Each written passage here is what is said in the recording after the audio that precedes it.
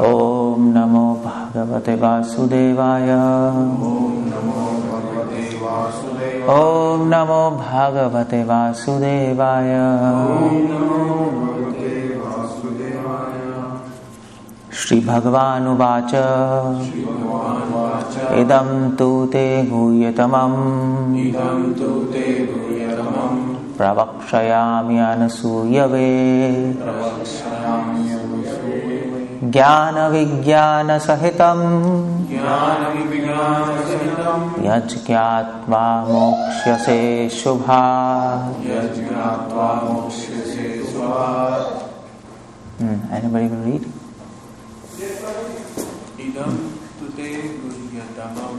Idam tu te guhyatamam.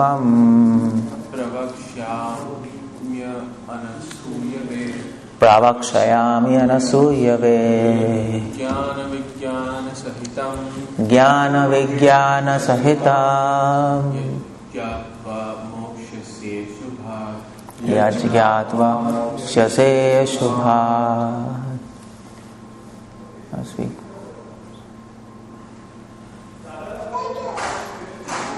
Idam tu te guhyatamam. Guhyatamam. Pravaksyami anusuyave. Anasuyave. See that properly?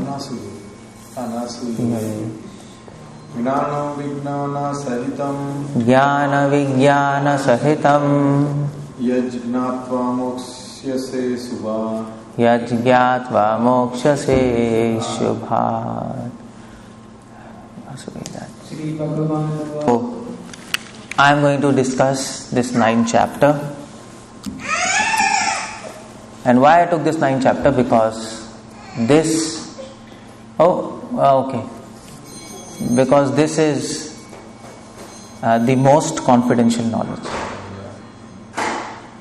And if you understand this chapter, you understand Bhagavad Gita. But you also understand how does Prabhupada comment on these verses and gives very important insights to this chapter and each and every word and each and every verse.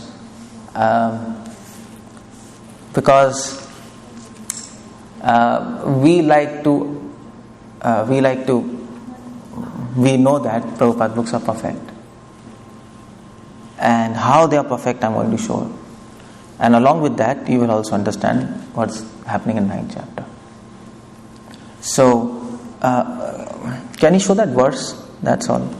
Sanskrit verse. Yeah. So this chapter, the name is Most Confidential Knowledge. The point is, why this is most confidential knowledge. That's the idea. Why the name is like that? Because here in this verse it comes, Idam tu te guhyatamam. Now guhya means secret and tamam means most. Most confidential knowledge. So, why this chapter is most confidential, first of all? Now, Prabhupada explains in the purport why this is. Because Prabhupada says in the 2nd chapter and 3rd chapter, Krishna talks about soul. So that's confidential knowledge. Knowledge of soul. And then he talks about knowledge of God. In 4th, 5th chapters. But then now, that is more confidential knowledge. But now he's talking about most confidential knowledge. That is service. How does soul serve God? That is most confidential. Because to understand that's very difficult. Many scholars in this world, they know what is spirit soul. And they understand, okay, there is a God. But to serve Him, that's not always there. Many people say you can merge with Him, not serve. Or many people say that you are God. Mayavadis. So Prabhupada says it's very difficult to understand that there are actions of soul even in spiritual world. And that has to be revealed. That is revealed knowledge. You can't understand by logic. The existence of soul you can understand, you can not understand, but you can indicate the existence of soul by logic. And existence of God can also be understood to a certain extent by logic and by scriptures. But to understand what is service, that has to be revealed to you. Okay, that means, okay, fine, I can understand who am I by applying my intelligence, is it? I can understand who are you to a certain extent by applying my knowledge, understanding.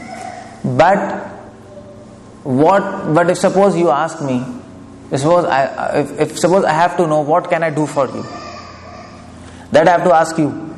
It's not logical. I can't understand by any logic what can I do for you. I have to simply ask you, what can I do for you? So you have to tell me. You have to reveal your heart to me. And then I can know.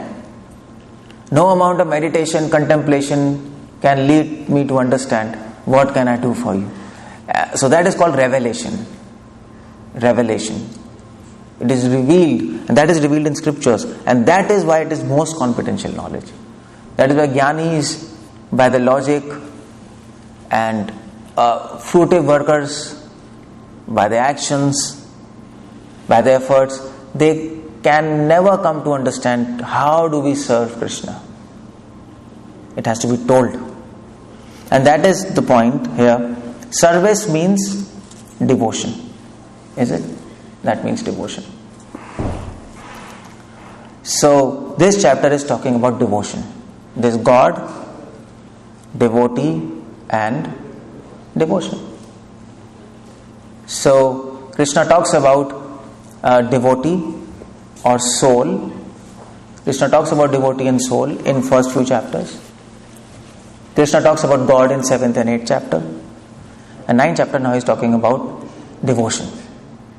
And devotion is most confidential. So Krishna takes an opportunity to actually glorify his own devotion in this chapter. He is so happy. Prabhupada says in one of his purports that Krishna feels embarrassed. So Krishna feels shameful and embarrassed to speak Bhagavad Gita. His nature is gentle. See, if you ask Krishna, okay, if I ask you who is Krishna, how do you define God? How do you define God? Okay, what do you say? God. Huh? God. Okay, how do you define God? Super. Okay, fine. Most of you will say cause of all causes, omniscient, omnipotent, omnipresent, supreme creator, generator, operator, destroyer, like that. Okay? Merciful. But if you ask Krishna, can you define yourself? What is going to tell you? I'm servant of my devotees. Huh? And just remember you. So if you ask Krishna, who are you? Who is God? Krishna, can you define God? Who are you? So then, of course, he can say, I am God, I am creator. But you know what he'll tell you? He'll tell you, see, the point is, people call me as creator, as generator, as operator, as destroyer, as omniscient, omnipotent, and I am indeed. But if you ask me from my heart, I'm not interested in all these things. That's what Krishna will tell you. I am more interested to be called as lover of my devotees, as servant of my devotees. That is God. So, and that happened in Krishna Lila. When Indra came and he was offering obeisance prayers. See, Krishna, you are this. Krishna was thinking, I'm getting bored of, I have to go and play with my devotees. He was thinking that. He didn't really,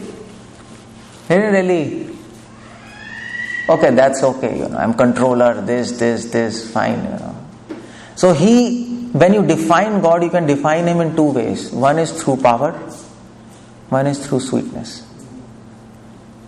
And yesterday I was talking about that. Govardhan pastime is actually this. Power is above, sweetness is below. Govardhan, Indra, power. And below that all sweetness now. So, whom Krishna was interested? In devotees. He was just holding Govardhan and things were happening itself. He was not actually actively participating in in actually defeating Indra. Indra was doing whatever he does, but Krishna didn't care, let him do. Is it? So that is Upanishads and Vedas. They describe God through the aspect of power. But Bhagavatam and in fact our Gaudiya Vaishnava tradition, they describe God with sweetness. Upanishads give some kind of hint about sweetness of God by saying Raso Vai Saha Rasam Heya Vyam Labdhanandi Bhavati. And that is unique of Gaudiya Vaishnava tradition. Islamic tradition, Judaism, Christianity, they call God as with power, Almighty Father, God and this and that.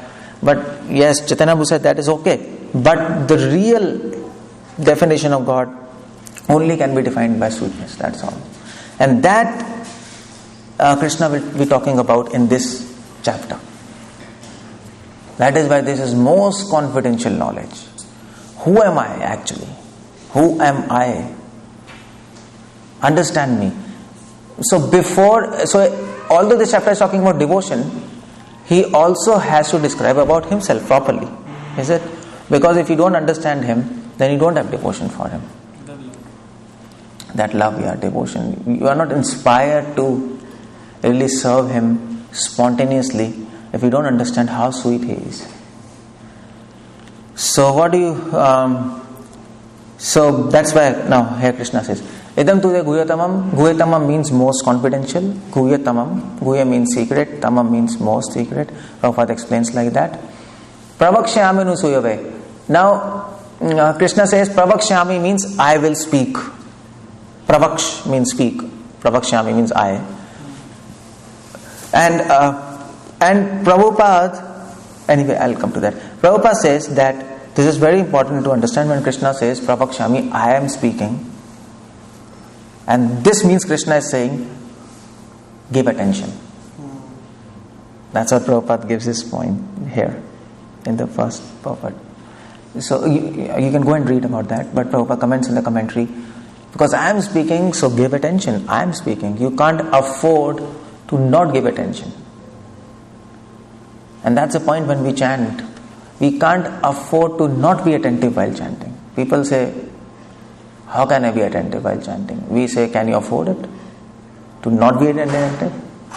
Because there is Krishna. So, and Anusuyave, then Krishna speaks Anusuyave. I am speaking to you because you are non-envious. Anusuyave means, this is not Anusuyave, this is Anasuyave. This is not Anusuyave. It is not, that was a wife of, Anusuya was a wife of, Atri Rishi.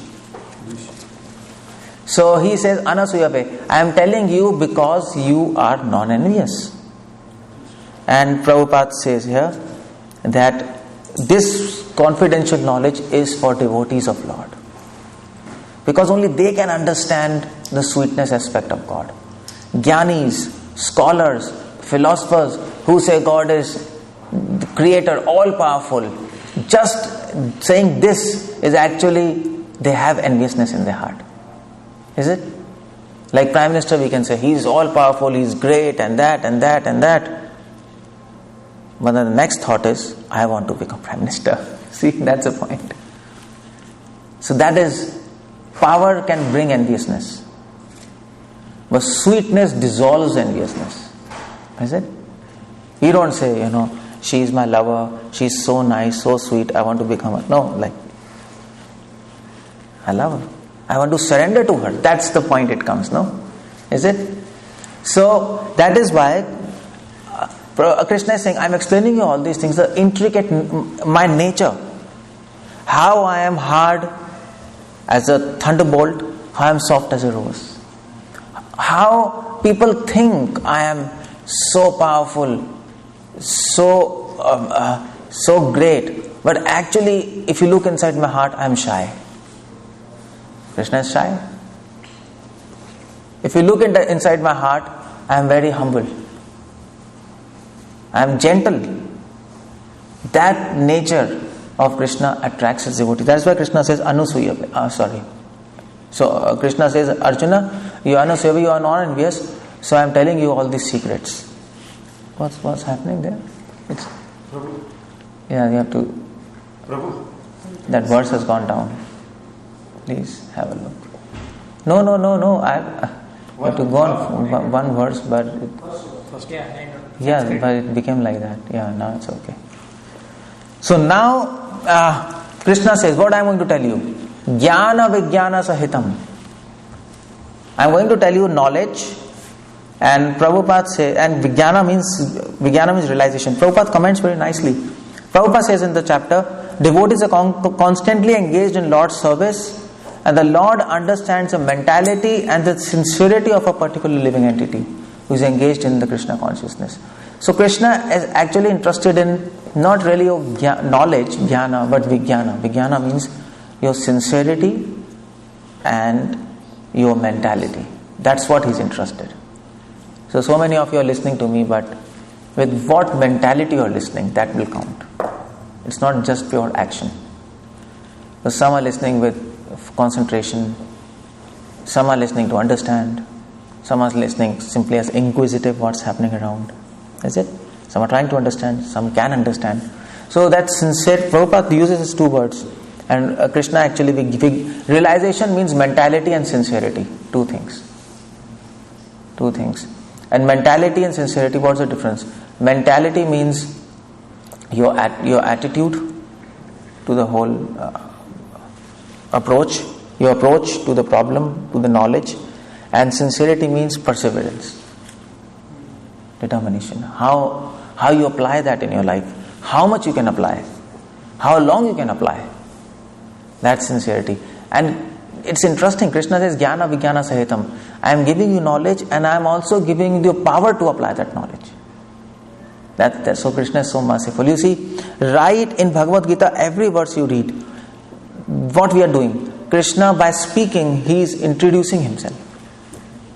That's all. It's said in English, no? First impression is last impression. It's like that, no? A fool is not known unless he opens his mouth. So as Krishna is speaking, he is revealing his qualities to us. And that's another thing you can do with Gita. You read his speech, and then you try to understand who is he. So all these linguists, they do that, no? They read a document and they hear the speech, and then they try to figure out what this personality might be. He's like fanatic, or he's down to earth. By speech you can know of a person. So when Krishna is saying, I am giving you jnana vijnana, Krishna is saying, I am giving you knowledge, I am also giving you the power to apply this knowledge. So he's so merciful. He's giving you milk, and then you say, I don't have a glass. He says, okay, take glass also. And he doesn't say, go and bring your glass. At least I'm giving you the milk, No, ऐसे लंगर में नहीं होता.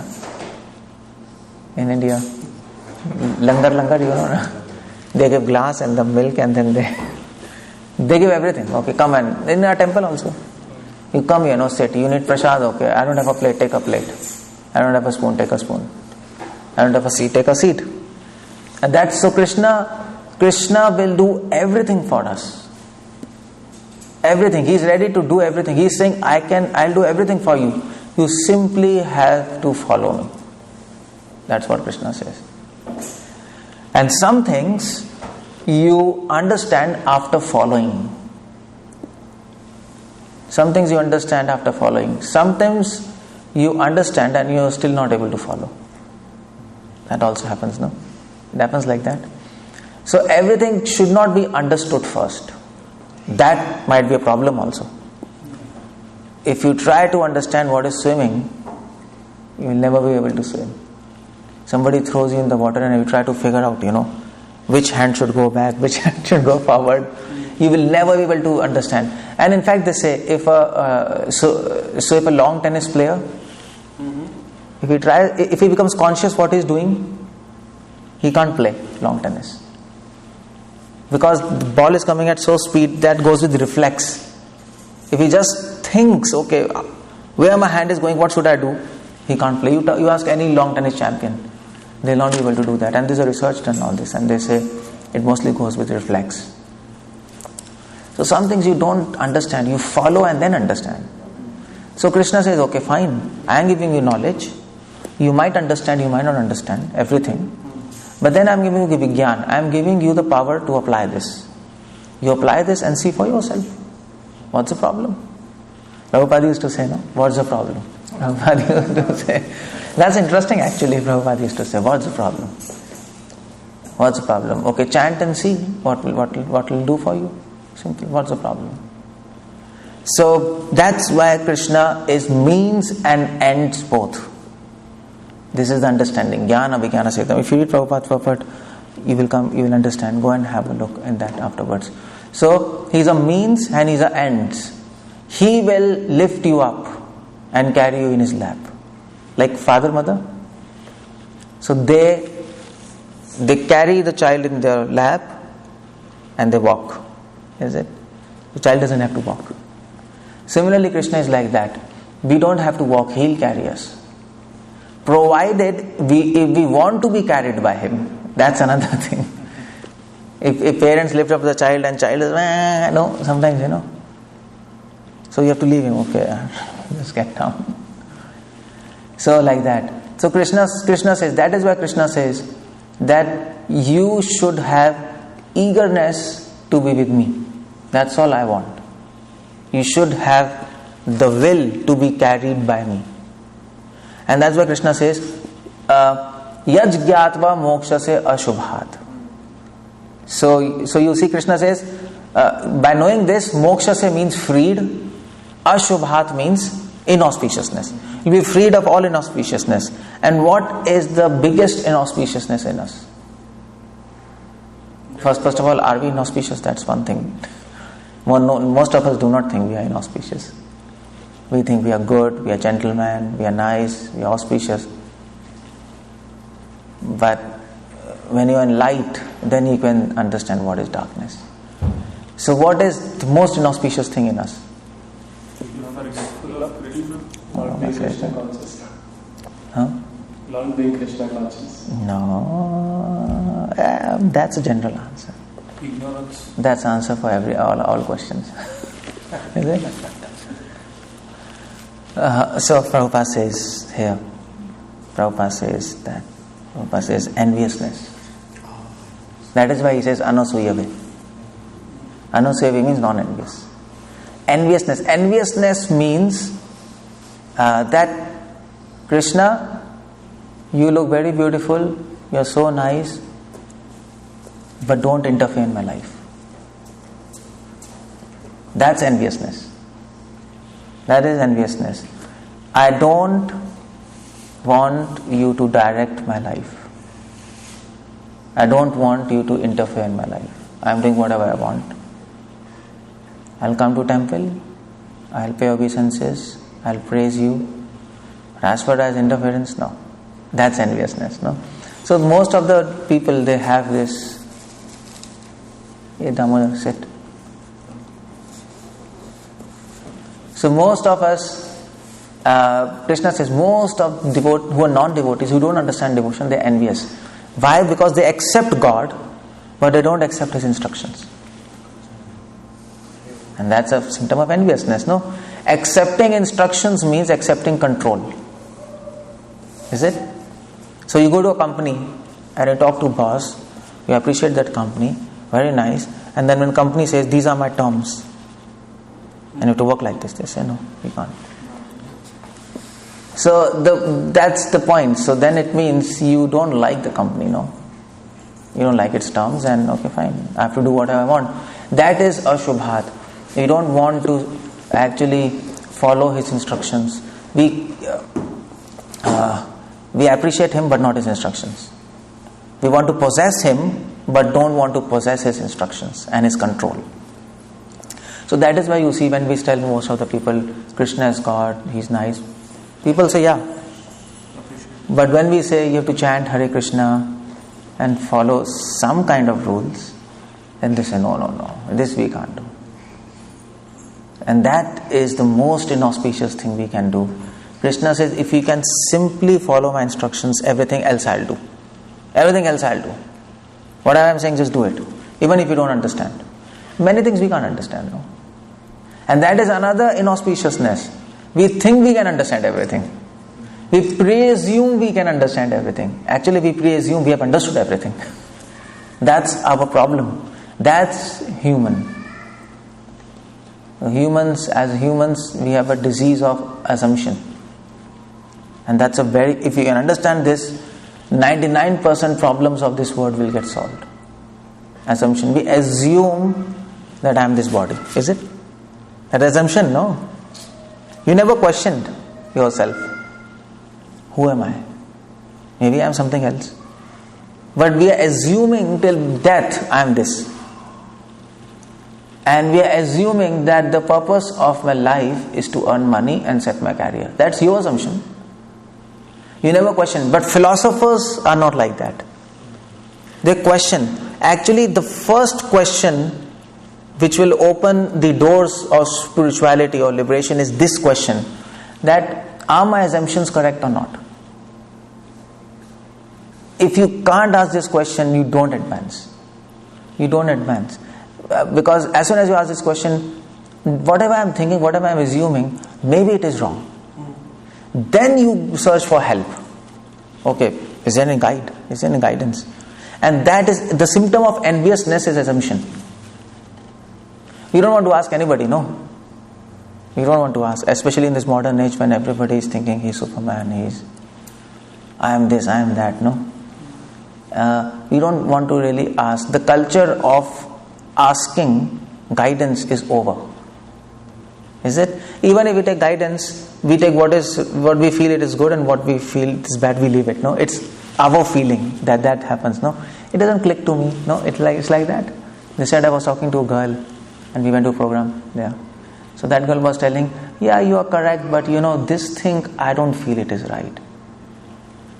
So then I told, okay, fine, but how do you know that your feeling is correct? That's one thing. You don't feel, but then what's the value of your feeling? You have to ask yourself, what value you give to your feeling? Is it? So Krishna says, Ashubha, this kind of assumption, this enviousness, it will go off. And then we are open to Krishna's message. Okay, yes, Krishna's message. Especially the message of devotion.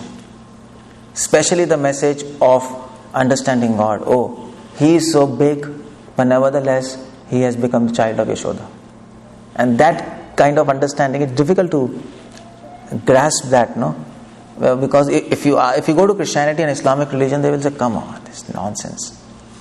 They don't accept deities, no? And if you tell them God has father, they will say, come on, you are crazy. They will not understand anything. They can't even make heads and tails out of it. But we have this knowledge, it is revealed to us. And now Krishna begins in the next verse. He talks about his devotion. Now he says, okay, fine. I am telling you this topic because you are non-envious. You like to hear to me. You are eager to accept what I say.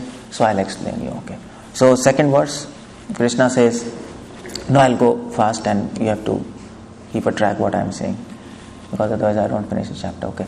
So Krishna says, you can repeat with me. Raj Vidya Rajaguyam Pavitram Idam Uttamam Patakshaavagamam Dharmayam Susukham Kartum Avyayam. So Krishna says, Krishna in this verse is glorifying his own devotion, his service, and Prabhupada says in the purport, if somebody asks what is devotion, then you have to quote this verse. Okay, so what's that devotion? Raj Vidya means the Raja. Raj means king, Vidya means knowledge. It is a king of all knowledge. Why does he call devotion as king of all knowledge?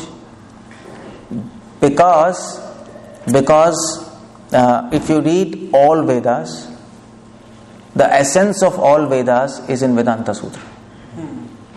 And if you read all Vedanta Sutra, the essence of Vedanta Sutra is in Bhagavatam. And if you take the essence of Bhagavatam, that's devotion.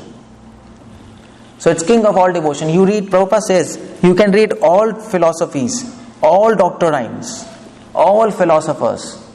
Ultimately, you will reach to this conclusion that having devotion to God, that's the ultimate aim of life. Yes. Prabhupada says that. And all philosophers, Gautam, Kanath, Kapil, Yagyavak, Shandilya, Vaishwanar, Prabhupada quotes, all of them says, okay, without devotion everything is useless. So without devotion, any pious activity is useless. Just like without kingdom is useless. So the idea is, without devotion, whatever charity you do, it's useless. Without devotion, all good activities you do, it's useless. Without devotion, all good qualities you have, everything is useless. Just like without kingdom is useless. That is why devotion is called Raj Vidya. And then Raj Guhyam. Then Krishna says, yes, it is king of all education, but it is the king of all secrets. It is hidden. It is hidden. It's very important, nevertheless very secretive. And that is why Krishna says it is open secret. It is there, but it's open secret. People will know. Some people, there's one verse there in second chapter, Ascharyavat Kaschati Enam. You know that verse? Ascharyavat Shinoti Tathaiva Chanya. That some people hear it and they're surprised. Some people see it and they're surprised. Some people hear it and they cannot hear. They cannot understand. Some people, even after hearing, they cannot understand anything and accept anything. And that is devotion. People see, people hear, especially the Indians in our this is devotion. Okay, so people hear, people understand, but still people cannot follow. That's the idea. That is why it is open secret. If it is there and not there. Just like for example, cigarette packet, it is written, smoking is injurious to health. So it is written, but people cannot see that. Still people smoke. So it is an open, what can we say? It is an open secret, yeah. Smoking causes cancer. It's an open secret, no? Smoking causes cancer. Everybody knows. But still advertisement, people know that. You know, there was a brother of Sigmund Freud. Sigmund Freud, no, psychologist, father of psychology. His brother was Edward Burney, America. Whatever you see in America advertisement, he was the person behind it. He brought this concept of advertisement. And he said, his funda was that you can advertise anything. You can advertise you eat stool and people will start eating stool. He understood. That's psychology of people. People are fools. They'll believe what you project. And then this smoking, when people used to smoke, and then there was awareness smoking causes cancer. So all these people did case on smoking companies. You know, you have to print smoking causes cancer. How can you? So then all companies, they were like in a lot of anxiety. You know, if we print smoking causes cancer, nobody is going to buy our product. And it's done, finished. And then they approached this guy and he said, no problem, just print it. Nobody is going to see it. Because you can see only that thing, what you are looking for. You see what you look for. If you are not looking for that, you will not be able to see it. Is it? And that happened, they printed. Even in India, there is a sign of danger, no? Khopdi hoti hai. Still people can't see it because they don't want to see it. And that's the idea. That's why Krishna says it, Raj Guhyam. Without devotees, you will not want to see it. You can see, but you will not want to see it. So you will not be able to see it. So that is Raj Guhyam. The understanding in this is you need association of devotees. You need association of devotees. What devotees do? Devotees will give you the eagerness to see the truth. And then we will see it. No? Just like you have seen that hologram? Oh, sorry, that. Oh, bachpan mein wo nahi hota tha, like, there's a picture but you can't see properly. And when you move it like this, then you see. Is it like that? And there are some pictures, if you see properly, then you can, suppose, there's some pictures like old woman and old woman and young woman in the same picture. Some people can see old women, some people can see young women. You know this picture, no? So then they say, focus properly, focus nicely, and then you see focus. There's a young woman, and you start seeing, and suddenly you see, now I can see old woman, a young woman. No, it's like that, no? Or sometimes there's a picture, and they say, okay, there are just dots there, and they say that there is a bunny rabbit there. And you say it's dots. They say, okay, look carefully, and then you're looking. Oh yeah, now I can see bunny rabbit. No, it's like that. So if you want to see, there's a bunny rabbit. If you don't want to see, it's all dots. So if you want to see God, He is there. If you don't want to see, you can never see Him. That's why Quran, it says that it begins with this one of the surah, right in the beginning. It says, God or Allah, God, even in fact it comes in Rig Veda, God has given the evidence of His existence to man at every moment. But man is so involved and so busy and so full that he doesn't care to look at it. Yeah.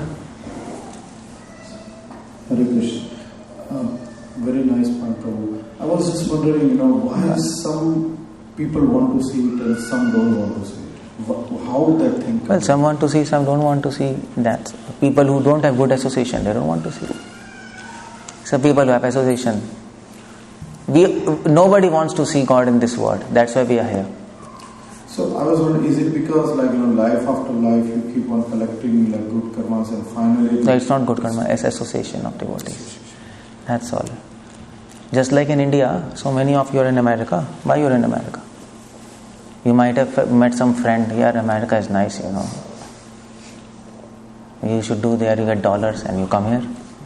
If you would not have got some friend, then you would not end up here, If your friends back in India would have told, no, America is bad, stay here, there's a problem. You would have stayed here, no?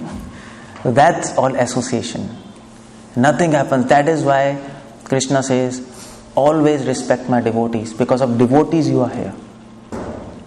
Because you can have knowledge, you can have everything, but that the eagerness to actually understand that knowledge, to see that is given by devotees. Look carefully. They will say, look carefully within the dots. And then you can see, there is God.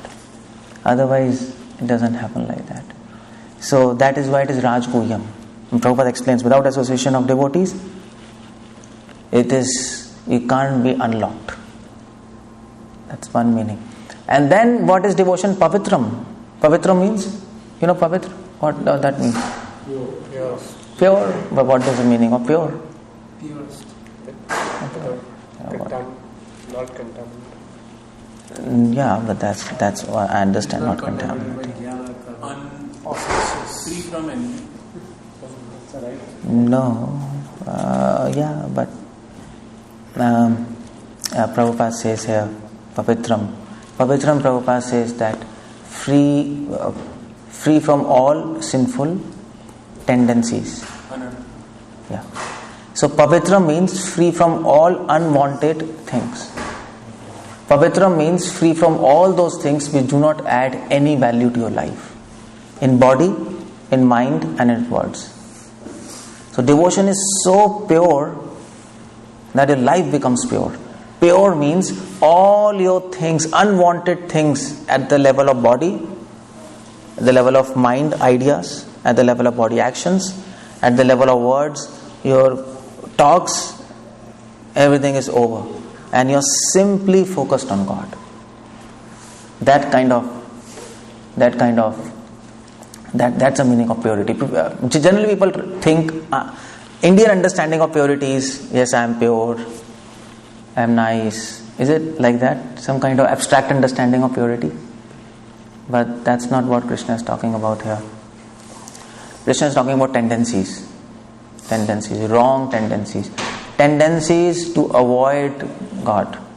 Tendency to do those things which add no value to your life. Like for example, I was telling yesterday. Now you might think I am very pure. I don't drink alcohol.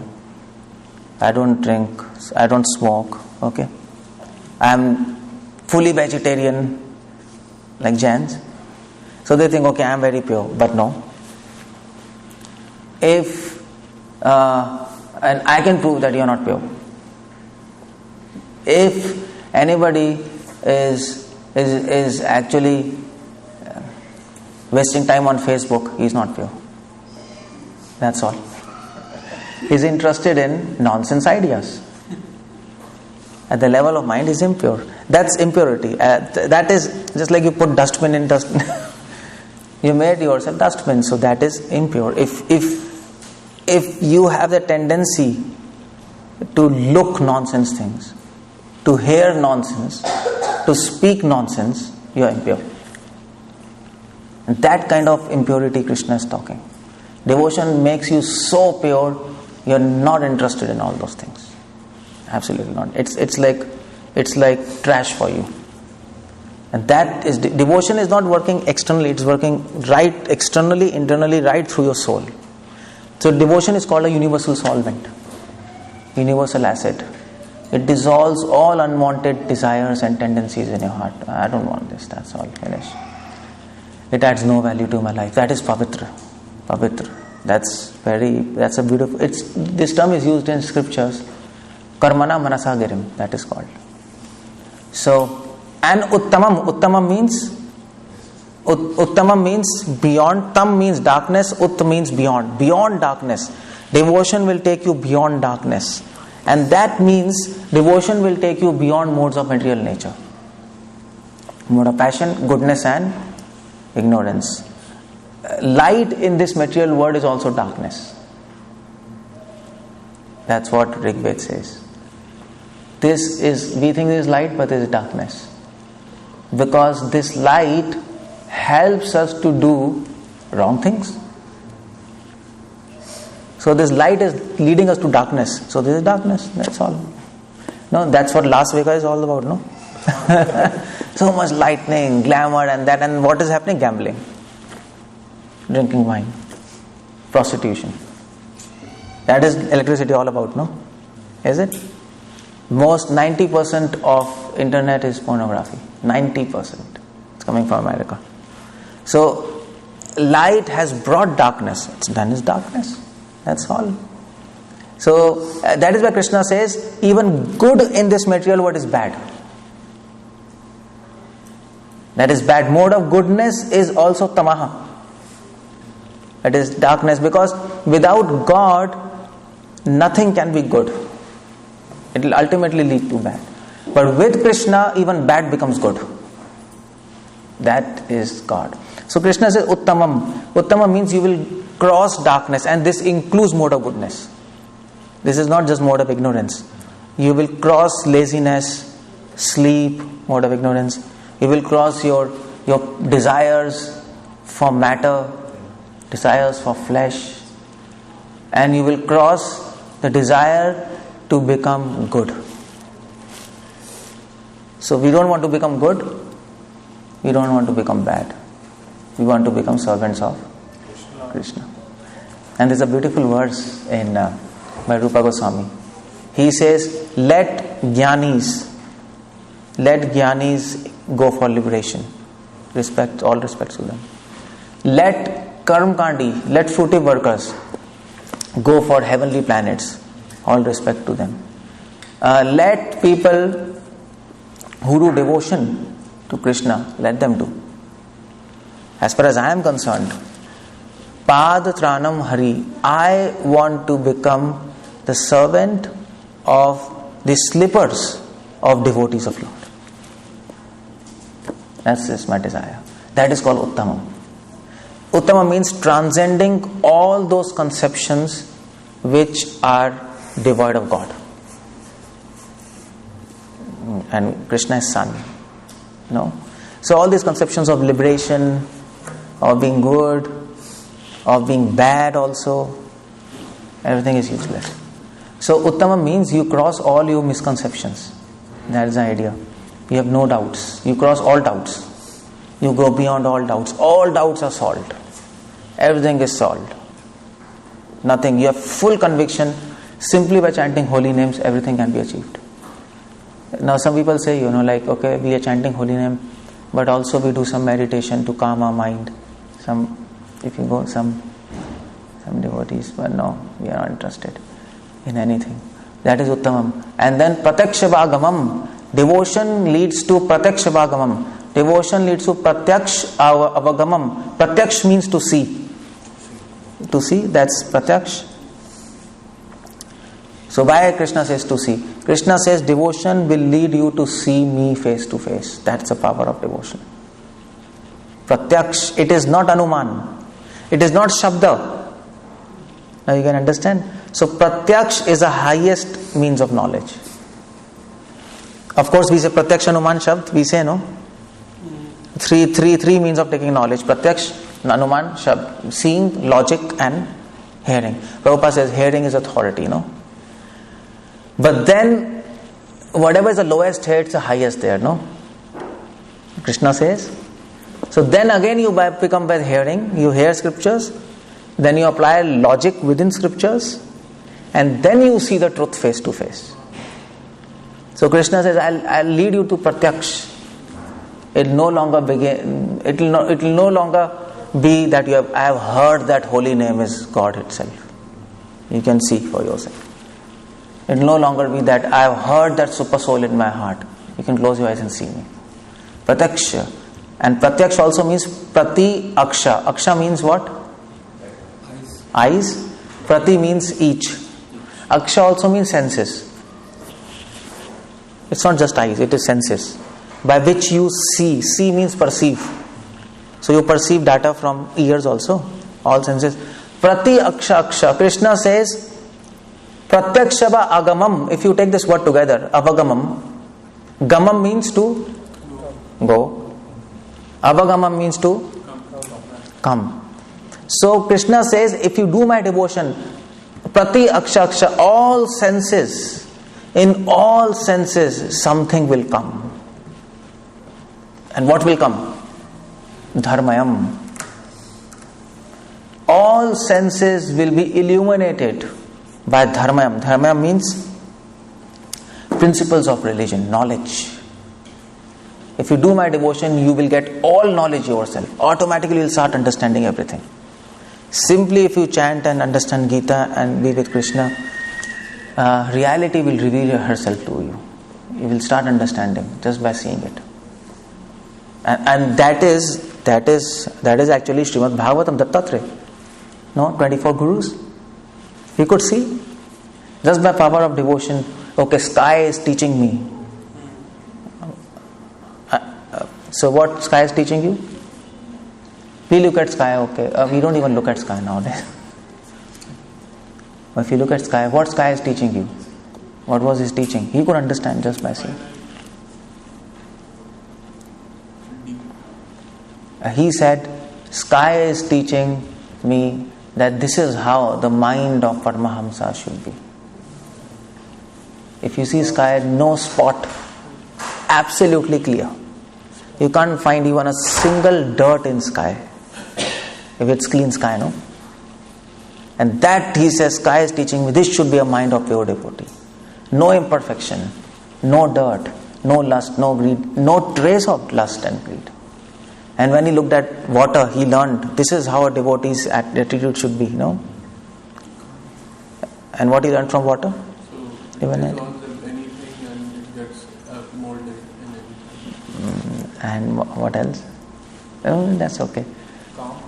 So, the number one thing he learned from water, that's one thing. The number one thing he learned from water is, water starts from up and goes. That's his nature, to go down. That's what he learned. That's the nature of devotee. A person connected to God, he always comes down. He doesn't stay up. Automatically. Humbleness. He learned humbleness from water.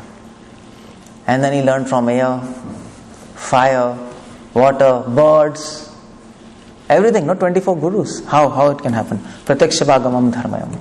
You don't have to read religious scriptures to understand religion. If you do devotion, automatically this sense will come. That sense will come. And you'll be able to learn from everything. Everything will become your guru. That's Pratyakshavagamam dharmayam. So Krishna says dharmayam. Dharmayam means full of dharma. No, Krishnmayam. You said Krishnmay. Krishnmayi Radha. You say that? And Radhamayi Krishna. Nimbark Sampradaya. So Krishna is Radha-mayi. Krishna is always thinking of Radha, and Krishna-mayi Radha. Radha is always thinking of Krishna. So Dharmayam means that if you do devotion, automatically your mind will start thinking of Dharma. You are not just reading it, now you like it. You like following Dharma. And liking is there in Dharmayam, that concept. Because many people, they read religious principles, no? Like if you go to Banaras, Kashi, everybody knows Dharma, scriptures and all these things, but they don't like it. They like money. So Krishna says you'll develop a liking for Dharma, true Dharma. And this verse, if you understand, then you can understand that word, Sar Dharman Paritajya. Krishna says abandon all Dharma, but here he says Dharmayam. And what do you mean by that? So Krishna, Prabhupada comments there, by the way, abandon all your speculated religion. Prabhupada comments, not true religion. It's not we have to abandon all religious principles. We have to follow, Krishna says, but abandon all your speculated religion. Just like America, it's a speculated laws. Abandon all speculated laws. And then what is devotion? Susukham. Why Krishna says Susukham? Devotion is so happily performed. Blissfully, no? Why he says like that? It's not a burden. Yeah, see, why I'm asking this question? Because in comparison to other processes, it is easy, no? If you go to cave, do meditation, it's very difficult, no? Fasting, meditation, nobody can do. So he says Susukham. I am asking you this Susukham because sometimes it is happy, but sometimes it is difficult also. If you chant, sometimes it's a burden, no? Your mind revolts. It's not always Susukham. Sometimes it's frustrating, but you have to carry on. Sometimes it's depressing, but you have to carry on. Sometimes it's burden. You don't find any interest, but still you are carrying on. But then Krishna says Susukham. Why he says like that? Most enjoyable. Because there's a trick in this. Krishna says it is most enjoyable because it is easy. Not because that always you will feel bliss. That's not his promise. Not now, at least in practice stage. If you become perfect, that's a promise. But unless you don't become perfect, you might face frustration, depression, revolt from your mind, and then you say Krishna is wrong. He says Susukham. Krishna says no. Even in the stage of practice, it is full of happiness. Why? Because it is very easy. If you keep on doing, again your mind will get fixed. Because it is easy, you can practice. In meditation, you can't, if you do meditation, and if your mind is not fixed, you fall down immediately. You're gone. So Susukham means it is easy. That is why it appears full of happiness. Because it is easy, it appears full of happiness. And because those processes are difficult, it doesn't appear as full of happiness. In practice stage. In perfect, anyway, it is full of happiness. No problem. So it is very easy. Kartum avyayam. And devotion is always practice. Avyayam means always. You can always practice devotion, whether in this world, whether in this body, or in spiritual world, or in spiritual body. It never stops. And that is, if somebody asks what is bhakti, quote this verse. Quote this verse.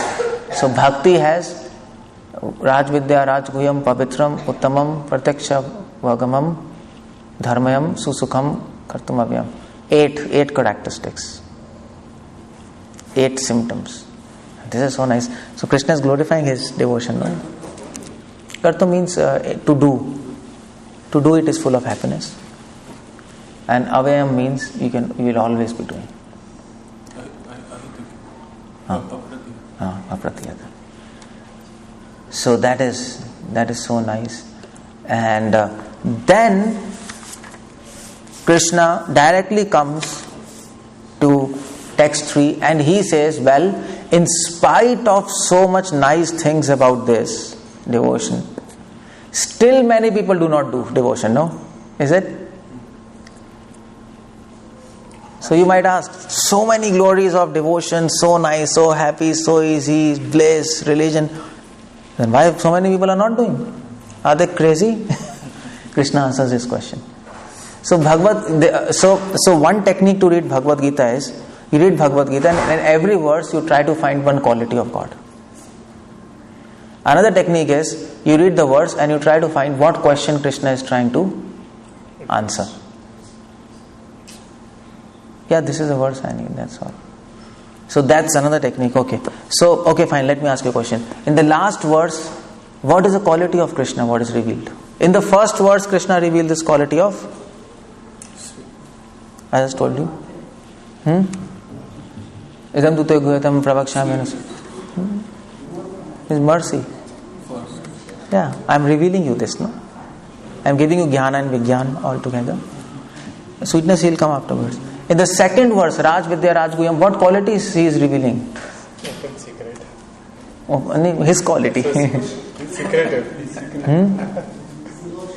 No, his quality. What quality of Krishna is revealed? He's giving you the knowledge, so he knows he's a guru. So what quality is revealed of Krishna? That's my question. Is a guru? What qualities Krishna is revealing in this verse? What is the quality of Krishna? Epitome of all knowledge. Pure. He's pure. वो तो किसी से कुछ भी connect कर लो. In this verse, Krishna is glorifying his devotion. Devotion. He is glorifying his own devotion. And that quality is, he is glorifying his devotion. No, this is my devotion, is the king of all knowledge, secrets of all secrets. It is pure. So he is glorifying. And that quality is revealing that God likes to glorify his devotees and devotion. His quality of surrender, of his surrender to devotees and devotion. His quality of being controlled by devotion. You glorify him, no? He is a controller, but he wants to be controlled. That quality is revealing. That's a beautiful quality, no? So that's one thing you can do. And then third verse, he's talking, okay, in spite of understanding everything, devotion is so nice, still people don't come to me. Okay, why people don't come to him? So Krishna says in third verse, Ashradhana Purusha, you can repeat after me, Ashradhana Purusha Dharmasyasya Parantapa Aprapya Mam Nivartante Mrityu Samsara Vartmani. So Krishna says, why people do not come to me? Because of Ashradhana, faithlessness. And if you want to know anything about faith, this is the purport. Prabhupada speaks everything about faith here. Now, so Prabhupada's books are absolutely perfect and very systematic. You see how things are going? And Prabhupada then is commenting. So Prabhupada, now the interesting thing about this verse is, Krishna says, Ashradhana Purusha Dharmasyasya Parantapa. People who don't have faith in what I have said, Dharmasyasya in this dharma, in the dharma of bhakti, don't have faith, Aprape Mam Nivartante, they will not achieve. Aprape means they will not achieve me. Nivartante means they will come back. Where? Mrityu Samsara Vartmani. Now question is, for whom Krishna is talking this verse? For non-devotees? For devotees? For whom? Who doesn't have faith in devotion? For both of them. Krishna says, who do not have faith in this bhakti, in what I have told, they'll come back. So non-devotees don't have faith.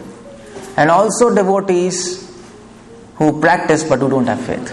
And Prabhupada, in fact, in the purport speaks about that. Development of faith in process of Krishna consciousness is defined here. No, actually you don't have to show the purport, forget it. So development of the faith is in the purport. Prabhupada immediately says neophyte, Kanisht, Madhyam and Uttam. Immediately comes. That's where also I think that's also one of the places where I think Prabhupada has something like most of my devotees will go to heaven because they have everything. Yeah. So Prabhupada is talking about all these things. Yeah. in this purport. You can see this purport, this very beautiful purport. And Krishna says, faith is everything. Faith. And Prabhupada says here, it's not necessary, we might be in the process, but you might not be also. That's the point. You might not attain perfection. So, Prabhu, one quick question, like someone, if he doesn't have faith, why he would be doing devotion? His faith is weak. We don't say, faith is weak. Weak, Weak. So he is like just starting, his faith is just starting to develop. So ashraddhana means, Prabhupada says, now ashraddhana word is no faith. But then Prabhupada gives a commentary, no faith also means no true faith. He might be having a shadow of faith, but not the substance of faith. That is also called no faith. So weak faith is also called no faith. No, weak faith. Yeah, Rupa Swami says that. So that's what Prabhupada says. So Prabhupada says so many people come to this movement. They might come with some desires. They don't have faith in Krishna, love, but they come for money or they come for whatever reasons. And so many people might have weak faith, and weak faith means sooner or later it will end into no faith. It will get destroyed. So it's no faith. Slowly it will be destroyed. If it's weak, if it is not strong, illusion will finish it. So it's as good as no faith. It is leading there, no? And that's what Prabhupada explains there. So the Prabhupada says here, being Kanishta Adhikari is very risky. Prabhupada says it's very dangerous. So Krishna is talking about new devotees whose faith is actually, externally it looks faith, but inside it is hollow. It's like hollow inside, no? So Prabhupada says devotees should come on Madhyam Adhikari level. So Madhyam Adhikari means people who have scriptural understanding, but not to the extent that they can even preach to atheists and convert people, that they might not be able to do, but they have scriptural understanding and their faith is solid. It's not hollow from inside. Otherwise there are always chances of falling down. We fall down. So by understanding scriptures and reading the scriptures, we develop faith. Shraddha Shabde Vishwas Kahe Sudhirna Nischay. Then we have faith. Okay, all doubts are solved. What do you want to say? There are two verses. This thing actually gets exactly opposite and reverse. When we say that people are coming with some kind of some of their desires. So first of all, Dhruv Maharaj also came with an artha kind of desire. And then Krishna himself is saying in Bhagavad Gita that, 4 kind of people anyways come to me. Yeah, so okay. Now Krishna says, if you continue like this, you will not achieve it. Yeah. That's the idea.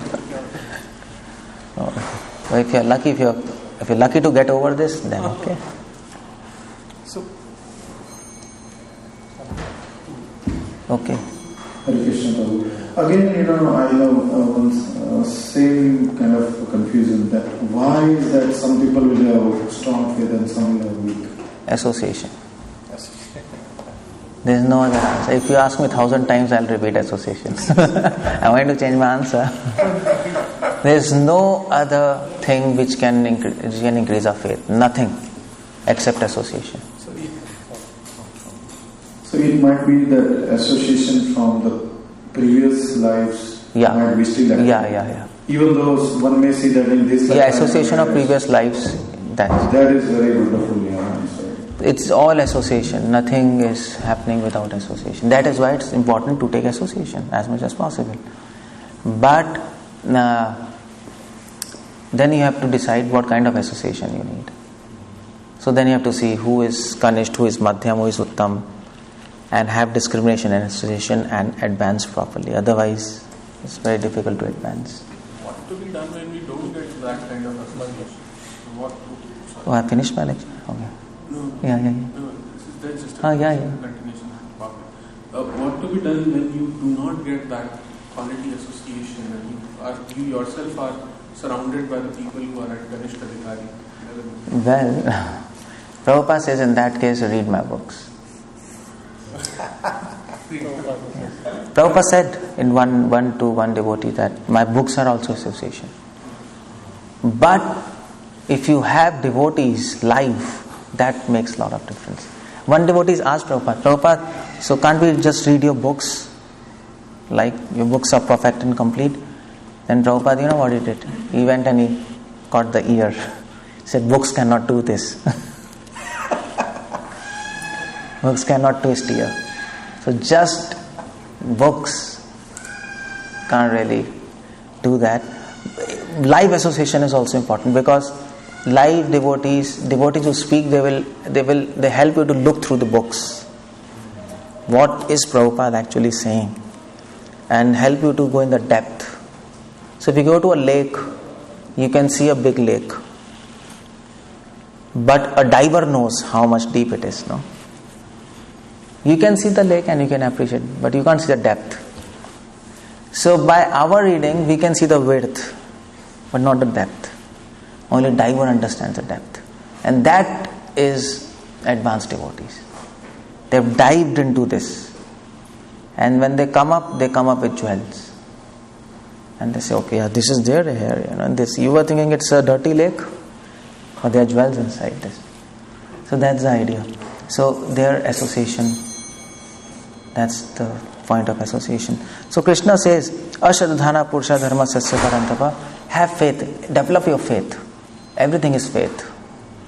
But faith doesn't mean blind faith. Develop your faith by taking knowledge, by taking association of wise people, by assimilating this knowledge, by practicing it, by chanting holy names. Everything we are doing is to develop faith. If you are doing everything and your faith is not increasing, it's waste. It's waste in the sense you don't achieve your goal. And that is called ritual. Ritual is practicing some kind of actions without actually understanding, without actually even giving attention to that what it is doing, it whether increasing my faith or not increasing my faith. And you can want, no, like Diwali, okay, put Ganesh, Lakshmi and do something and ho gaya. But it's helping you nothing. So that is a ritual. Ritual is doing something without understanding what it is doing. Mechanical actions. Devotion might look like a ritual, but it's not like that. So if we don't focus what's happening to my faith every day, it's increasing, decreasing, it is harming, it is getting destroyed, then your bhakti also becomes ritual. So chanting becomes ritual. 16 rounds, okay, finished. So don't make it as a ritual. That's this Chaitanya Mahaprabhu's order and teaching. Follow with understanding why you are following it. And with a result, positive result. Prabhupada always said, no, give me result. He said, give me result. So you should have a result, no? So Krishna told Indra. Krishna told all Brajvasis, you're worshipping Indra. So what do you get? You worship Govardhan, you at least get water, flowers, fruits. But by you're doing yajna, but what you're getting? You don't get immediate rains. There's no result, no? You can't see anything, it's blind. And that is why fire sacrifices are we don't do in Kali Yuga. No? We don't have to do all these rituals in Kali Yuga because there are no powerful people to bring the result, to show the result. Krishna was very practical. He is very practical and he says, be practical. If you are following something, you don't increase your faith, it's absolutely useless. Why you are doing that? So that has to be really understood and kept in mind. And that kind of principle, that Krishna is introducing in this verse. So that quality of Krishna, here Krishna is revealing his quality, the quality of being practical. God is also practical. He plans, he makes strategies to help us. And he sends his devotees to help us, to explain us, to help us relieve of our doubts. And he does something which is very practical. Chaitanya Mahaprabhu did something which is very practical. Prabhupada says, I have given you a practical program. He uses this word. In a practical program. Mahaprabhu came and he said, okay, dance and chant. No? He knew people of this age, they are completely crazy. They want to dance and chant. Okay, if you want to dance and chant names of God and dance, no problem. If you want to have a party, okay, have a party, but chant names of God. That was, and Prabhupada says, I introduced book distribution in America. Prabhupada says that's a practical program. You get also finance by book distribution, and you can also sustain your life. Prabhupada said that. And then Govinda's restaurant, Prabhupada says that's another practical program. I've introduced, people can get prasad, no? So Prabhupada was very intelligent. Why? Because he was connected to Krishna. And Krishna is very intelligent. He's advising us, if you follow Krishna consciousness and if your faith is not increasing, then there is always chancing of falling down. But the question is, what do you mean by increasing of faith? How do we know my faith is increasing or my faith is decreasing? How do you know that?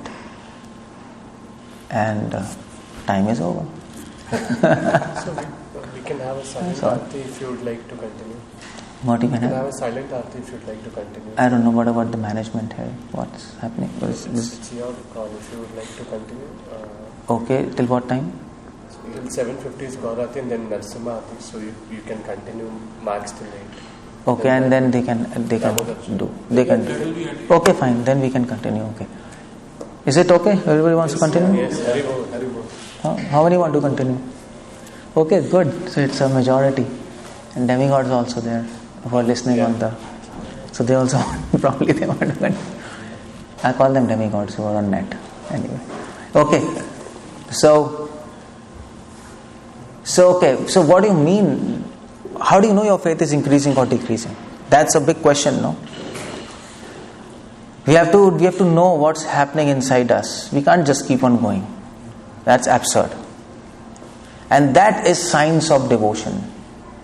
That is science. That is by a nectar of devotion. All systematic steps are there, Everything. This faith matures into interest, ruchi, that develops into attachment, that develops into emotions develop into love. So now Krishna answers, what do you mean by increase of faith? In next two verses, 4th and 5th. So this chapter is talking about faith. Basically, this chapter is talking, if you read this chapter nicely, it is taking you from faith to love. And then I will show you how it is taken. So there are certain steps of development. So first, what do you mean your faith is increasing or not? So what do you say?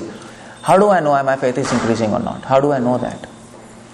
Well, how do I know? Like, if I'm chanting more, then maybe my faith is increasing. If I'm eating more prasad, maybe my faith is increasing. Who knows? So if I'm hearing to lecture, maybe my faith. If I'm sleeping more, maybe my faith is increasing. So what are the symptoms of increase in faith? Peace of mind. Peace of mind.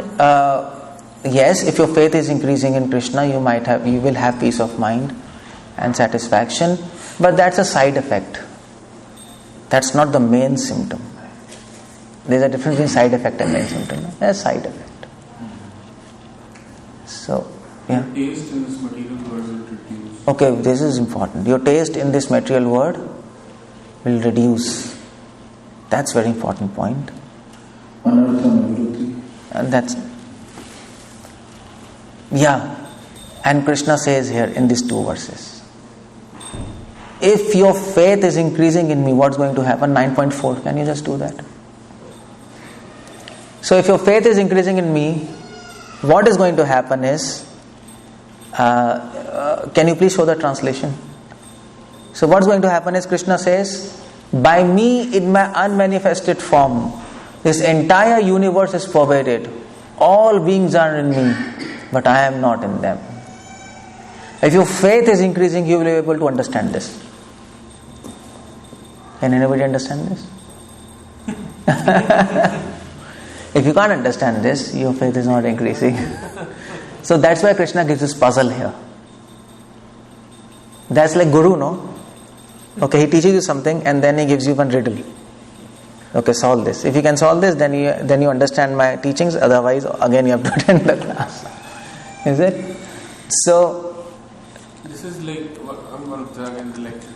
It's it's like the sky, which is still looks like in the earth, but it is not. That's example given afterwards here. But what does it mean? If your faith is increasing, you'll be able to understand what does it mean immediately. Detachment. Now, what does it mean? Krishna says, in manifested form, this entire universe is pervaded. That means, if your faith is increasing, you will be able to see Krishna everywhere. Just like, I'll give you an example. Just like Romeo and Juliet. You know Romeo and Juliet? Okay. So, if a boy falls in love with a girl, he'll see that girl everywhere. Is it? Everywhere he'll see that. Start seeing that girl. In mirror, in his bed, in his pillows. In everything. Everything will make him remember about that girl, no? Is it? So, that's the idea. Unmanifested form. So, you'll be able to perceive God everywhere, all around you. Everything will stimulate his remembrance. That's the idea. Now, everything is making you forget him. No? Go out, see an advertisement of something and you forget Krishna. You see beautiful hills and you forget him. So everything makes you forget. When your faith increases, this nature will start supporting you, not blocking you. Because you're on the journey. You're going near God. And when you go near God, everything starts helping you. Everything starts supporting you. So, if your faith is increasing, you will see Krishna in sun, in moon, in air, in fire. Like I was telling in morning, the freshness of air is Krishna. When you breathe, you will be able to remember him. Okay, this freshness. Why this air is so fresh in the morning? Why not in the evening? Because Krishna has put his freshness into morning. He has given a fraction of freshness to the morning. Okay, you take as a gift. And then you can feel, okay, remember. And then when you see sun is eyes of Krishna, no? Is it? Sun and the moon. So you remember him and then you can see, and then you can remember the eyes of God. Why sun and the moon are eyes of Krishna? Why it's like that? Is it just a mental speculation? There's a reason for that. And that's how you will start perceiving. Faith is dependent on knowledge. That's the idea. If your faith is increasing, that means you are having knowledge of scriptures. That means you are in knowledge how to see God everywhere. It's not speculation. So, when you will see sun, you will remember Krishna. Why sun is called eyes of God? Because by eyes what we do? We see. So sun is eyes of God because sun is the bodily effulgence of God. Yeah, in sun planet there is Krishna and the sunlight is coming. It's not nuclear fusion that we think, scientists. But it is basically, Krishna is there inside the sun, God, a form of God, and that's effulgence of his body. And that without sun we cannot see. First he sees and then we see. If your eyes is right, if everything is correct, if all connections are correct, even if there's no light, you'll not be able to see, no? So first you need light and then everything you can see. Is it? You need sun to see. Without sun you don't see. You can say, okay, I have bulb and I can see. Anyway, this light is also a fraction of sunlight, If there is no sunlight, then you don't have bulb also, no invention. So that's the idea. So sun helps you to see. That means Krishna is helping you to see. That means first Krishna is seeing and then you are seeing. And that's why sun is called the eyes of Krishna. So beautiful eyes of God. And then mountains are the bones of Krishna, God. Krishna gave a fraction, bones are strong, no? Krishna gave a fraction of his strength to mountains, okay. Himalayas, like that. Rivers are his veins. The blood. So Krishna gave a fraction of the fluidity of his blood to the rivers. So, like that. So that is why Krishna says, in manifested form, this entire universe is pervaded. But if your faith increases, you will start remembering God everywhere through knowledge. That's a test of faith. So test of faith is you go out and then you think how much you can remember Krishna by seeing this universe. And Prabhupada said it's very difficult to forget him, not just to remember him. Prabhupada sees it. Yeah. Prabhupada in a plane, I think, sees Charlie Chaplin movie or something. Yeah, Prabhupada saw that. He actually laughed. Yeah, actually, Prabhupada in plane, he saw Charlie Chaplin movie and he was enjoying that. He was laughing. So one of the devotees, his servant, he was sitting and he was seeing down, my God, what's happening? They're saying television, cartoon. And then Prabhupada said afterwards that I could see that Charlie Chaplin is actually, Krishna gives a fraction of his humor to him as a gift. And that's why he can be a comedian and he is doing humor. So Prabhupada says his humor is original because he is giving gift by Krishna. So like that, Krishna, and when devotee sees illusion, he can see Krishna there also. Balam balvatamaham, I am the strength of strong. And what is most strong in this material world? Illusion, Maya. And as soon as he sees illusion, he can see Krishna. And so that's the idea there. Entire universe is pervaded by me. All beings are in me, but I am not in them. He can see all beings are in Krishna. That means all beings are controlled by him. But I am not in them. That means he is not controlled by anybody. So he can perfectly understand. Every person, all of you are under control of God. You may not accept, that's your problem. You may not be able to realize it, that's your problem. Why it's like that? It is like, just like children. If you ask children, so are you under control of your parents? They will say no. Is it? But they are under control. That's all. They are under control, but they don't like to accept this.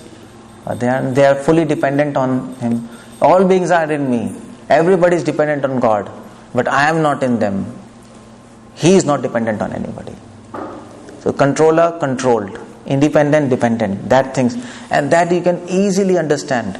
That realization will come. Everything, whatever devotee, when he advances in faith, he will realize everything what is happening in my life, it is under control of Krishna. And that is why he never gets depressed. Whatever is happening in your life, if it is plan of God, why do you want to become depressed? That's all. Whatever happens, he is happy. No problem. But Krishna doesn't take account of your foolishness. That has to be kept in mind. Okay, you're driving and you drive at 300 miles per hour, and whatever is happening, Krishna is doing. Then you have gone. He doesn't account for your foolishness. That's the idea. So, otherwise, if you are following instructions of Krishna, then we are convinced. But at the same time, that's okay. That's fine. Hare Krishna. So, whatever is happening in this material world, it's all under control of God. Everything is under control of God. Everything. Major, minor. Nothing happens without the plan of God. Nothing happens. Nothing happens. Just one thing happens without His plan. What happens? Our mischievousness. No, we do mischiefs. So parents do everything for child, but mischiefs they plan themselves. No. So we also are mischievous people, and we want to exploit others, destroy this planet. That's mischief of man. Otherwise, everything is under control of him. Even this is also under control of him. If Krishna wants, he can stop that mischief. Okay, but he doesn't. Okay, continue. Do mistakes and see for yourself. No problem. So that is his verse. And then next verse Krishna says. Question. Yeah. Oh, you have a question? Okay. A couple of days back, one of my friends asked me this question, but I was unable to answer, so I am asking you. Okay. You just shared the statement, nothing happens without the will of God. So the question from his was that even terror attacks cannot happen without the will of God. What attacks? Terrorist. Ah. So I was just thinking, like, how come God allows that kind of attacks to happen? Yeah, terrorist attack, that is also by sanction of Krishna. But that's, you know what? We are very small, we can't understand what he's planning. Sometimes he gives strength to terrorists to give punishment to sinful people. Like police. So police is beating, robbers. And they beat and beat and beat. And some person comes who is very compassionate. It's, my God, they are beating him to death. And my heart is melting. Stop it. Police will say, come on, they're lost. They're prisoners. No? And that power is given by a king. So similarly, Krishna uses people to actually give reactions. So like suppose if you have two bad people, you can do one thing. You can either shoot him and shoot him. Two bad people, no? You can kill him and kill him. But the best way is you make them fight together and they'll kill themselves. That's the best thing. You don't have to do anything. Finish. So that's what Krishna does. They are bad, okay, fine. Kill each other and problem is solved. So his planning is very ingenious. He does many actions through one thing. But at the same time, it also, then it gives a message to also others, no? That okay, if you are bad, you will suffer these consequences. Those who live by sword shall die by sword. It is said in Bible.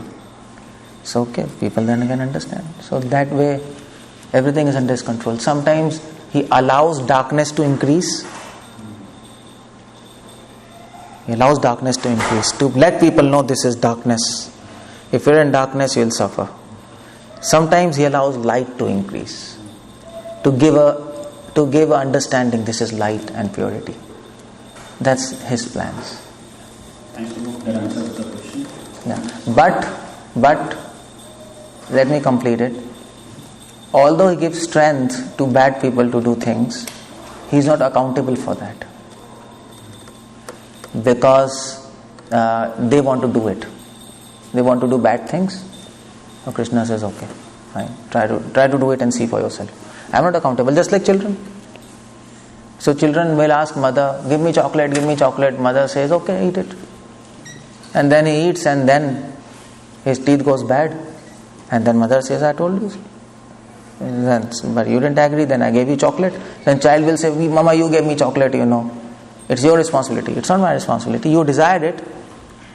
And I help you to fulfill your desire to see for yourself. That means That's terrorists are not creating bad karma because they are doing it at the will of God, right? Or how is it? No. Krishna is allowing them to do it. There is something called primary cause and secondary cause. So like for example, there's an example. Suppose there's a stone. You're driving in a car and there's a stone there. And you stop it. It's a big stone and you want to push it outside. And you can't. Then one strong person comes. He helps you. And he pushes the stone aside. Is it? And you go forward. Okay. So he just helped you. Your desire was yours to push that stone. Is it? He just helped you. If suppose he is pushing the stone and the person who helps, he helps him to push the stone goes besides, and then he goes forward and he hits some person by the car. And then he will say, then some police catches him and then he says, no, you should not catch me, you should catch that person because he actually removed the stone. And then I went ahead and there was an accident. No? You wanted to push that stone, he just helped you, that's all. So that's God. He just fulfills our desires. If you want to increase darkness, he will say, okay, I'll help you to increase darkness. And you look for yourself. Until unless we don't look for ourselves, we don't experience the reactions of actions, we will not understand. We are like that. So that's the idea. He's not accountable. He allows that, but he's not accountable. So that way, but you have to explain them properly. This is a tough question, but you have to explain them properly. Okay, so, and the next verse, can you do that, next verse? And then I'll stop and then I'll ask questions then. So, this is how we know our faith is increasing. A devotee understands everything is under control of God. My life is under control of Him. Whatever is happening in my life is under control of God. At least for devotees, it is everything Krishna's. No? So sometimes sometimes devotees suffer, they understand, okay, no problem, this is plan of God. Krishna is giving me sufferings to give me a message. To give me some message. And I should try to understand the message behind the suffering and not be bewildered by this suffering. This is how devotee functions. For a non-devotee, some suffering comes and they're bewildered. My God, what's happening, in my life? Why this is happening, this, that. But because they don't have knowledge. There's an invisible hand of God everywhere. No? In fact, everything. You are under complete control of Krishna. Except small free will. Small free will is there. Otherwise, you are under complete control of Krishna. Suppose now you had a free will to come to hear this lecture or not come. Is it? Now you used your free will to come here. Now you have come here, okay? But he slept. This boy. So you are under complete control of Krishna. You can decide to come here. But if Krishna doesn't want you to hear this lecture, okay, sleep, my boy. You'll have uncontrolled sleep. You will see me at double, what's happening. So he is fully under control. Fully under control. If he doesn't want you to understand this lecture because of your own sins, you might have done so nonsense activities, he thinks, okay, fine, time has not come for you to understand everything. Doesn't want. He will just switch off. That control is in, he switch off. And your mind will start thinking, what is my office? What is there? Your mind will not get fixed here. So so both things go together, our will and mercy. Our will and His control. Both things go together. We might desire something, but if He doesn't want, that will not happen. And when we desire and if He wants, then things happen. And what He wants, that's very difficult to understand. That's very difficult to understand. Nobody can understand what He wants. So sometimes when we are doing devotion, He might take away taste. We are doing devotion, we feel so bliss. Suddenly we feel, oh, there's no bliss. So He might take it back so that we understand the value of bliss. And then we want that more. Okay, Krishna, now I should work hard. His ways are not understood. That is why Chaitanya Charitamrita says, God's ways are like snake. Snake goes like this. You can't understand how it is going, no? Sometimes here, sometimes there. It doesn't go straight. Yeah, unpredictable. It doesn't go straight. It is like this. So His ways are like snake. You can't understand what's happening. Nobody can understand His plans. Nobody. And there's a name of Vishnu in Vishnu Sahasranam. There's a name of Vishnu. Om Vishwam Vishnu Vashatkara. You know Vishnu Sahasranam there? So one of the name of Vishnu there is Gambhir. And Rupa Goswami also says, Prabhupada says, He's grave. Grave means His actions, His thoughts, nobody can understand what He's doing and why He's doing. Simply, we can at least try to see His control everywhere. At least we should come to this realization, He's under control. Is it? So we are sleeping. Who is making you sleep? Krishna. Sleeping is involuntary, no? Who is waking you up? Krishna. You don't wake yourself. He's under control, no? Who is making you understand this lecture? Krishna. He's there, but He's there inside you also. Because you cannot hear anything if He doesn't hear. That is Upanishads. First, whatever you hear, that information will go to God, super soul in your heart. And then it will come to you. Because there's a big problem in science, in dualistic philosophy. How does mind interact with brain? Nobody understands in science. Dualism. But then there was a philosopher, Foucaultism. He said, Information from brain goes to mind through super soul. Because nobody can figure out in science till yet how does a bunch of chemicals produce feelings. Brain is chemicals, no? Neurotransmitter, neurons, what is that? Carbon, that's all, no? Nitrogen, oxygen. How can dead molecules, atoms produce feelings? How can it produce awareness? That's a big problem in science, and that is a work of super soul. As soon as you see something, first this information goes to super soul. He sees, and then you are able to see. That's all. Just leave it. That's fine. Just leave it. So he sees, and then you are able to see it. When you hear first, he hears, and then you are able to hear.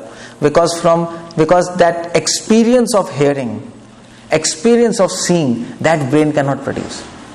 Because brain is dead. Dead things do not experience, is it? You understand? Does this table have experience? Does your computer have experience? You can put an audio jack, you can put a camera, data can go, it can record, but it cannot experience those data. We can experience. Who helps to experience all this data? Super soul. Brain cannot do. Brain is a logical, algorithmic machine. A carbon based, that's silicon based, that's Silicon Valley. This is Carbon Valley. But that's all the difference. But that is why Krishna says there, who can see me everywhere, at every moment. That is why pure devotee, whatever he hears, whatever he sees, whatever he feels, he can always, we are feeling, no? We are feeling inside something, no? Always you remember God. That is why Prabhupada said it is very difficult to forget Krishna. You say it's difficult to remember, I say it is very difficult to forget him. That is faith. If your this realization is increasing, then it means your faith is increasing. Otherwise, your faith is same place. Now, if you measure by this, so it's a different game altogether, no? It's a different game. We can't measure faith. Okay, I'm having bliss, so my faith is increasing. Maybe not. So you don't know what's happening around. But this is the real thing. And if you can see Krishna everywhere, then you don't see illusion anywhere. You become detached from everything. That's detachment from that. And then Krishna says 9 points. Can you say the meaning, and I'll finish up? If your faith is increasing, the meaning of this. Krishna says, and yet everything that is created does not rest in me. Behold my mystic opulence. Although I am the maintainer of all living entities, although I am everywhere, I am not a part of this cosmic manifestation. For myself is the very source of creation.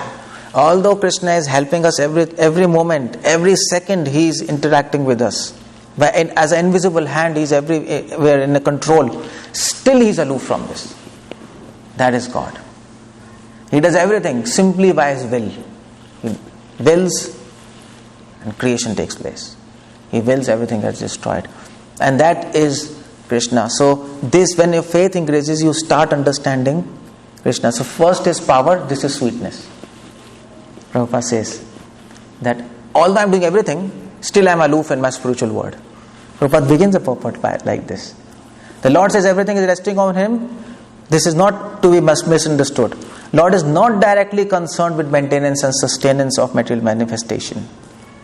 He is in spiritual world.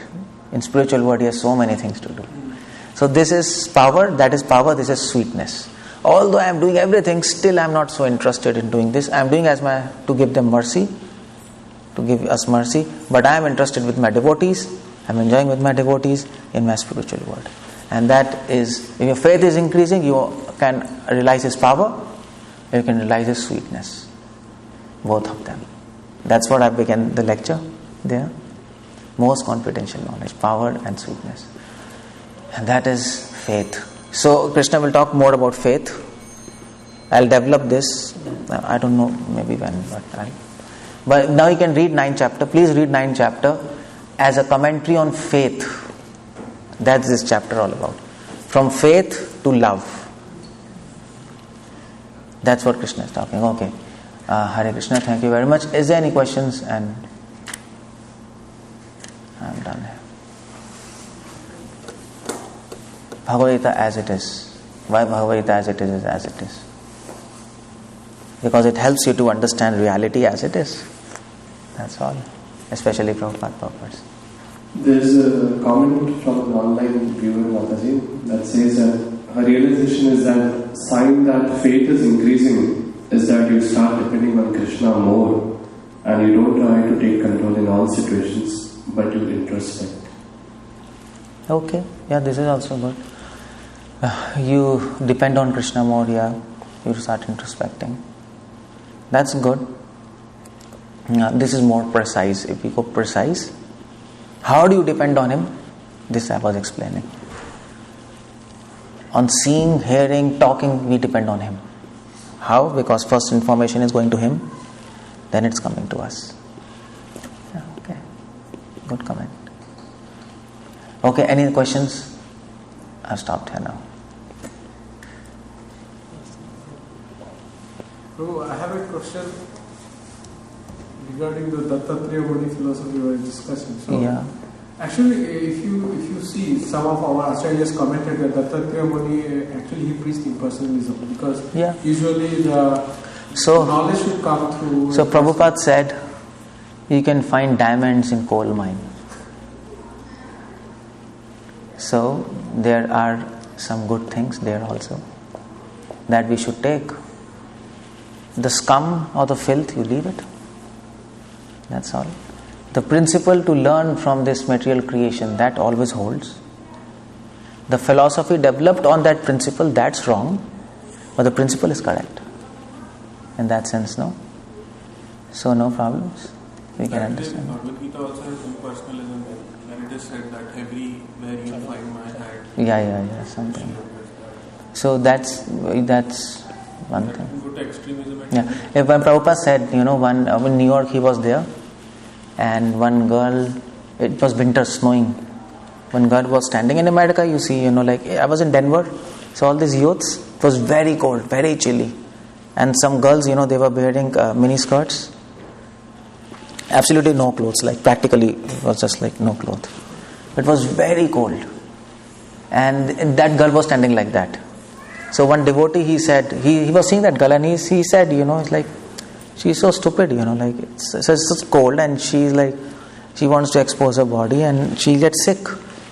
So Prabhupada said, yeah, she might be stupid, but she's teaching us how to be determined to do devotion to Krishna. Just like she's so determined to expose her body in spite of taking risk or cold, we should be so determined to serve Krishna. So he took diamond from coal. That's what we do. Actually, yeah, that is correct, Prabhu. But when we were to apply that thing, it can go to mental speculation level. Like we are taking something. Which but then they check and balance from scriptures. No, it's always there. No? You can always learn from everything.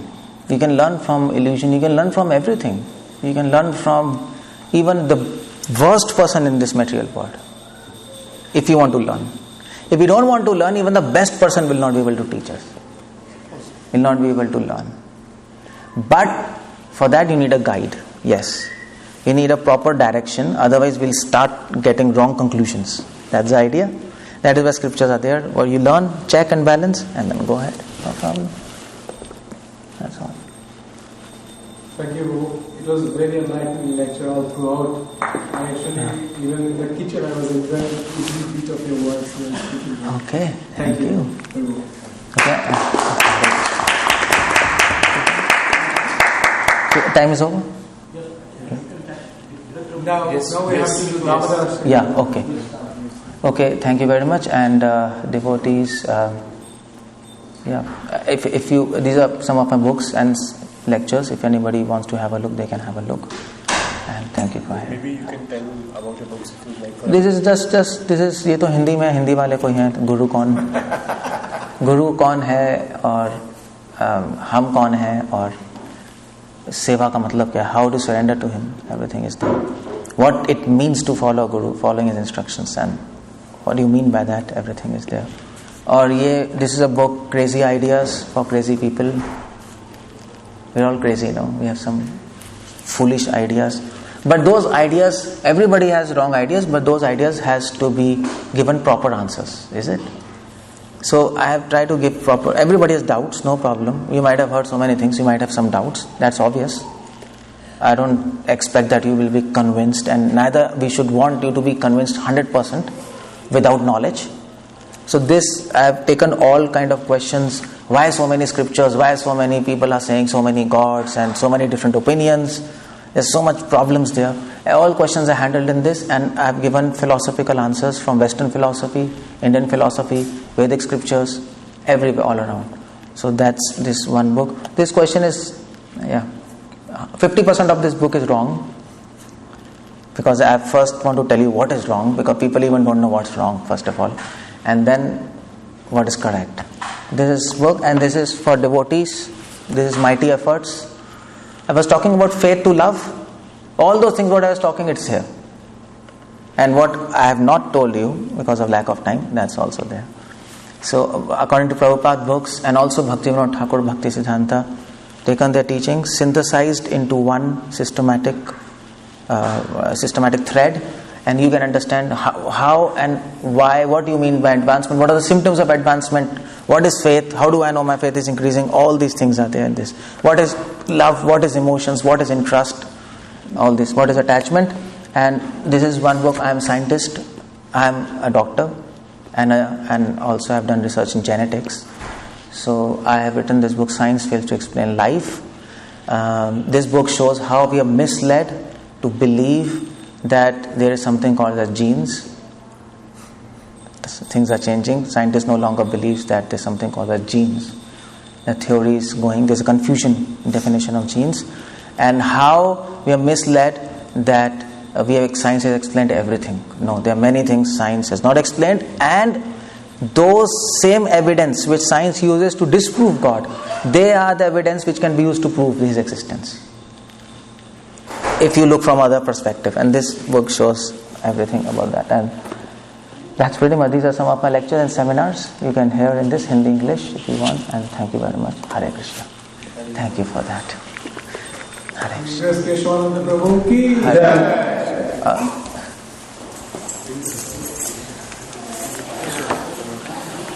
make announcement for this price.